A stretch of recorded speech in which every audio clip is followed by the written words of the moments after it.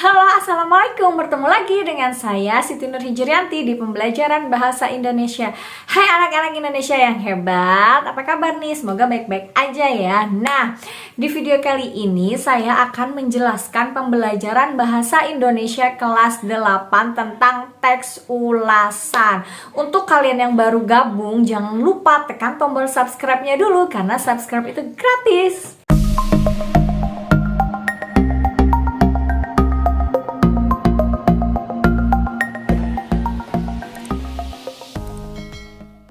Oke, langsung aja kita ke tujuan pembelajaran di video kali ini.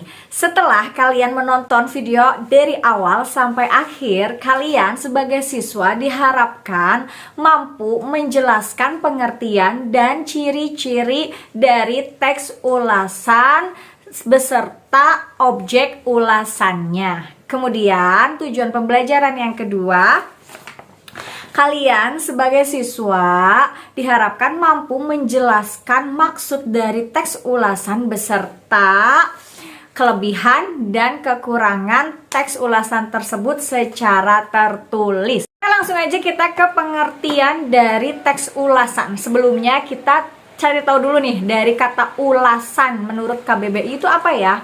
Nah, ulasan menurut KBBI itu intinya mengomentari atau memberi penilaian. Kemudian teks ulasan sendiri adalah teks yang berisi pembahasan atau penilaian terhadap suatu karya-karya, bisa buku, bisa film, bisa musik. Nah, teks ulasan ini disusun berdasarkan karya yang kita ulas tersebut. Nah, langsung aja kita ke ciri-ciri dari teks ulasan. Nah, pertama, ciri dari teks ulasan adalah memuat informasi berdasarkan pandangan atau opini penulis terhadap karya yang diulas. Jadi, setelah penulis membaca suatu karya atau memahami suatu karya, disitulah penulis menuliskan pandangan atau pendapatnya tentang karya yang sudah dibaca tersebut. Kemudian, ciri yang kedua adalah opini atau pandangan penulis ini terdapat fakta. Maksudnya, jadi si penulis menuliskan pandangannya sesuai dengan karya tersebut, sesuai dengan apa yang dia ulas berdasarkan fakta karya tersebut gitu. Nah, ciri yang ketiga adalah isi dari teks ulasan selain pembahasan dari karyanya, ada kekurangan dan kelebihan karya yang diulas. Oke, agar kalian lebih paham apa itu teks ulasan, kita langsung aja lihat contoh dari teks ulasan tersebut. Simak baik-baik teks ulasan yang akan saya bacakan ya. Maksud suatu teks ulasan. Perhatikanlah teks berikut. Judul bed, bintang atau tokoh Ine Febrianti, Elmanik, Lola Amaria, Renija Yusman, Saud Sitompul. Sutradara Arya Kusumadewa. Produser Arya Kusumadewa, Nurul Arifin, Ine Febrianti, dan Rio Kondo. Skenario Nana J. Mulyana. Fotografi Enggong Supardi. Produksi PT Sinemata. Durasi 85 menit. Adakah kata-kata sehat yang keluar dari mulut orang gila? Ini pertanyaan sederhana. Namun layaknya pertanyaan sederhana, yang ini pun membutuhkan jawaban yang rumit. Celakanya, jawaban dari pertanyaan inilah yang akan menentukan persepsi penonton terhadap Bed, film terbaru garapan sutradara muda Ari Kusumadewa. Mereka yang memilih jawaban positif dengan sendirinya akan mencerna Bed sebagai sebuah film alternatif yang kaya makna. Sebaliknya, bagi pemilih jawaban negatif tak lagi perlu memaksakan diri untuk menikmatinya. Hal ini karena dari awal hingga akhir Bed hanya mengambil satu setting, kehidupan di rumah sakit jiwa. Inti cerita film Bed berkisah cinta yang tragis antara Bed atau Elizabeth Ine Febrianti dan Pesta Bucek sebagai dua anak manusia yang hidup dalam lingkungan sosial berbeda. Tak direstui oleh orang tua Bed yang jenderal. Kehidupan asmara Bed Pesta pun berakhir mengenaskan. Pesta masuk penjara karena tertangkap ketika mengonsumsi narkoba. Bed jadi gila lantaran tak kuat menanggung deritanya. Lebih tragis lagi, keduanya dipertemukan kembali di rumah sakit jiwa manusia. Akan tetapi, kisah cinta Beth Pesta hanyalah bingkai semata. Inti film Beth yang sebenarnya tentang sejumlah karakter yang kemudian muncul dalam kehidupan para penghuni rumah sakit jiwa. Di sana ada penyair gila yang kerjanya hanya menulis dan membaca puisi. Ada politikus gila akibat obsesinya untuk menduduki kursi kepresidenan tak pernah tercapai. Di rumah sakit tersebut ada juga seorang perawat yang terpaksa mengabdi karena ia tak diterima masyarakat lantaran pernah dirawat di rumah sakit jiwa itu. Ada pula pasien yang gila justru lantaran terobsesi jadi dokter jiwa. Tingkah para profesional gila yang dirangkai dalam akting yang kemudian melahirkan sejumlah pesan moral Arya.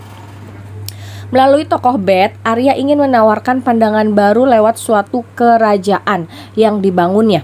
Bukan di dunia waras, tidak pula di dunia gila, tetapi di antara keduanya. Melalui film ini, saya hanya ingin mengungkap realitas dalam ekspresi yang jujur, tak lebih dari itu, kata Arya.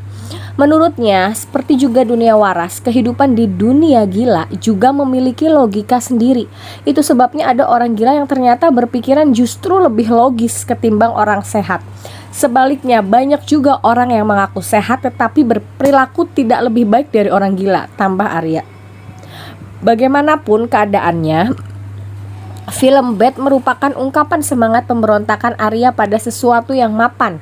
Dari sana Arya ingin memberi isyarat bahwa waktunya kita mengkritisi idiom-idiom sesat yang kini terlanjur hidup dalam masyarakat kita.